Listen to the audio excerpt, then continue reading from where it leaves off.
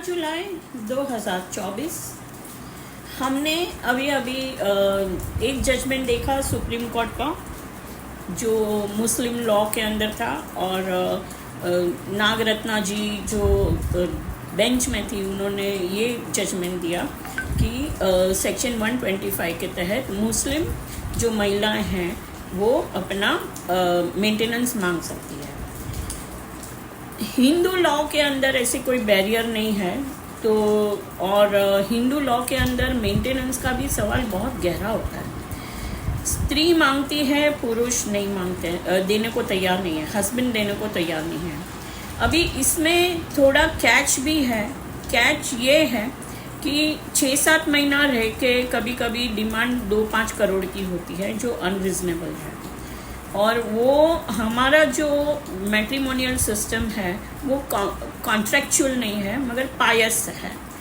तो वो ऐसे कहते हैं कि जन्म जन्म के रिश्ते हैं। तो ये हुआ बेसिक हमारा custom and usage. Supreme court के पास एक matter I dissolution of marriage, मतलब कि विच्छेद की, जो ये शादी है उसको तोड़ने की, डिवोर्स जिसको हम कहते हैं। पर मैटर कहाँ अटकी थी? मैटर अटकी थी मेंटेनेंस अमाउंट पे। बच्चे थे, ये जो कपल है उनको बच्चे थे, और क्या हुआ? तो मैं सबसे पहले तो आपको पार्टी का नाम बता देती हूँ। पार्टी का नाम है किरणजोत मैनी वर्सेस अनीश प्रमोद पटेल। ये जजमेंट देने के वक्त कौन से जजमेंट का रेफरेंस लिया सुप्रीम कोर्ट ने? सुप्रीम कोर्ट ने रेफरेंस लिया राजनेश वर्सेस नेहा एंड अनदर 2020 का जजमेंट है। दूसरा जजमेंट लिया अशोक हुरा वर्सेस रूपा बिपिन जवेरी जो 2022 का जजमेंट है, वो भी सुप्रीम कोर्ट का है। शिल्पा शैलेश वर्सेस वरुण श्रीनिवासन जो 2023 का है। अभी हर एक जो मैट्रिमोनियल मैटर होती है उसकी जो डिवोर्स के रीजंस होते हैं वो फैक्चुअल होते हैं और वो अलग अलग होते हैं। रीजंस कभी बहुत एक्सट्रीम होते हैं, और या तो कभी ईगो का सवाल होता है, या तो फिर वो लोगों को ट्यूनिंग नहीं है, तो ये भी हो सकता है। तो हम उस पे नहीं जाते, मगर इधर सुप्रीम कोर्ट ने अपना क्या ओपिनियन दिया, तो वो हमको ओपिनियन नहीं मगर ऑब्जर्वेशन दिया, तो वो हम जानते हैं। इस मैटर में जो वाइफ है, हालांकि बच्चे थे तो वो 5 से 7 करोड़ मांग रही थी। अल्टीमेटली सुप्रीम कोर्ट ने मनाते 2 करोड़ में मैटर सेटल हुई। हालांकि पति जो था वो 50 लाख देने को तैयार था, मगर मैटर 2 करोड़ परमानेंट एलिमनी के अंदर सेटल हुई, और जिसमें बच्चों की पढ़ाई और डिवोर्स का जो फ्यूचर का मेंटेनेंस, पास्ट मेंटेनेंस इंक्लूसिव था। ये करते वक्त सुप्रीम कोर्ट ने क्या ऑब्जर्वेशन दिया वो बहुत इम्पोर्टेंट है। उन्होंने कहा कि status of husband is status of wife. मतलब वाइफ कितनी भी गरीब घर से आ रही हो, मगर वो हस्बैंड के साथ एक बार रहने लगी और उसको महल में या बड़े फ्लैट में, गाड़ी में घूमने का, क्लब में जाने का वो स्टेटस मिला। तो पहले वो नहीं करती थी क्योंकि पिताजी के पास तो पैसे नहीं थे। तो कोर्ट ने बोला कि नहीं, वो किधर से भी आई, कैसे भी उसकी पिताजी की इकोनॉमिक कंडीशन थी, मगर जो हस्बैंड का इकोनॉमिक स्टेटस है और हस्बैंड का स्टैंडर्ड ऑफ लिविंग है, वही स्टैंडर्ड ऑफ लिविंग वाइफ का गिना जाएगा। तो उसके पिताजी के स्टैंडर्ड ऑफ लिविंग से परमानेंट एलिमनी डिसाइड नहीं होती।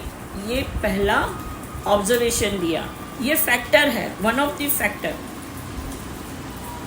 फिर आता है एजुकेशनल क्वालिफिकेशंस दोनों की प्रॉपर्टी, दोनों की एफिशिएंसी, कोई जॉइंट प्रॉपर्टी है वो किसने कितना फंडिंग किया था वो भी कंसिडर होगा। और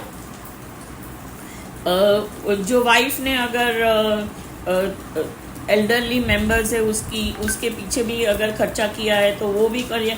फिर करियर प्रोस्पेक्ट्स भी देखे जाएंगे, ये सब फैक्टर्स देखे जाएंगे। अभी इस मैटर में कोर्ट ने क्या किया, कोर्ट ने एक गाइडलाइंस जैसा पॉइंट्स दिए हैं कि कोई भी मेंटेनेंस है जो डिसाइड करना है तो 7 फैक्टर का ध्यान रखना चाहिए। 7 वो कौन कौन से हैं? तो पहला तो status of party, social and financial. लड़की के पिता का नहीं, लड़की के पति और ससुराल का जो स्टेटस है फाइनेंशियल, वो गिना जाएगा मेंटेनेंस डिटरमाइन करने के बाद। Reasonable need of wife and dependent children, मतलब कि उसको अगर गाड़ी का हैबिट है, ड्राइवर का हैबिट है, कुक का हैबिट है, हेल्थ का हैबिट है, 2000 स्क्वायर फीट का फ्लैट में रहने का हैबिट है, बच्चे अच्छी स्कूल में पढ़ाई करते हैं, तो वो कंटिन्यू रहना चाहिए। तो ये मेंटेनेंस जब भी परमानेंट एलिमेंट्री डिसाइड होती है तभी ये भी डिसाइड करने के वक्त ये एक और फैक्टर है। तीसरा फैक्टर क्या है? तीसरा फैक्टर है qualification and employment status of party. मतलब कि अगर वाइफ डायरेक्टर है और हस्बैंड किधर और वाइस प्रेसिडेंट है, वाइफ अगर चेयरमैन है और हस्बैंड कोई जगह पर सीनियर ऑफिसर है, तो ये भी देखा जाएगा। अगर वाइफ ज़्यादा कमाती है तो उसको मेंटेनेंस कम मिलेगा। डिपेंडेंट चिल्ड्रन कितने हैं, कौन से स्कूल में पढ़ते हैं, जैसे हमने ऑलरेडी डिस्कस किया। ये तीसरा फैक्टर। चौथा फैक्टर ये है कि इंडिपेंडेंट इनकम और assets owned by the party. मतलब शादी हुई तो दोनों जॉइंट में प्रॉपर्टी लेते हैं, काफ़ी कुछ जॉइंट में खर्चा होता है, कभी उसका हिसाब भी नहीं रहता, कभी हिसाब रहता है, सर्टन EMIs जाते हैं तो उसका हिसाब मिलता है, बाकी का हिसाब नहीं मिलता। तो इंडिपेंडेंट इनकम कितनी है? अगर वाइफ 5 लाख कमाती है और हस्बैंड 2 लाख कमाता है तो वाइफ ज़्यादा डिमांड नहीं कर सकती। Maintain standard of living as in the matrimonial home, ये हम डिस्कस कर चुके हैं। जो मैट्रिमोनियल होम का जो स्टेटस है वो मेंटेन करने के लिए सक्षम बने उतना मेंटेनेंस परमानेंट एलिमेंट्री देना चाहिए।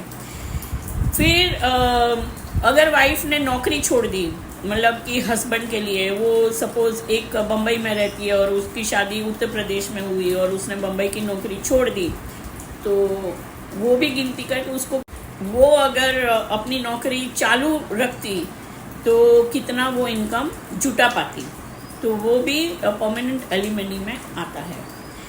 फिर रीजनेबल लिटिगेशन कॉस्ट, मतलब कि आना जाना, वकीलों का पैसा, ये है वो है, तो वो भी रीइंबर्समेंट मिलना चाहिए। ये सुप्रीम कोर्ट ने 7 फैक्टर कहे कि जो परमानेंट एलिमेंट्री है उसके अंदर कंसिडर किया जाए। तो अच्छी बात है। जहाँ तक सवाल है डिवोर्स कम होने चाहिए, क्योंकि वो हमारे समाज की साइकोलॉजी और न्यूक्लियर स्पेक्ट्रम को अफेक्ट करता है। तो हो सके उतना हमें बर्दाश्त करना चाहिए, दोनों पार्टी ने, कोई एक पार्टी ने नहीं। अगर एक्सट्रीम हो गया तो ये डिवोर्स के लिए जाना चाहिए, ऐसा मेरा मानना है। क्योंकि बच्चों पे ख़राब असर पड़ती है, बच्चे इनसिक्योरिटी फील करते हैं, उन लोगों को स्टेबिलिटी नहीं मिलती, वो लोगों की एजुकेशन पे भी असर होता है। हम कितना भी बोलें तो साइकोलॉजी पे असर पड़ता है। तो हो सके उतना डिवोर्स कम होना चाहिए, मगर अगर लेना ही पड़े। और दूसरी बात की, एलिगेशन करने से पहले 10 बार सोचो कि इसका भविष्य में क्या रिजल्ट आएगा। आप जो एलिगेशन कर रहे हैं उसके पहले सोच के करें।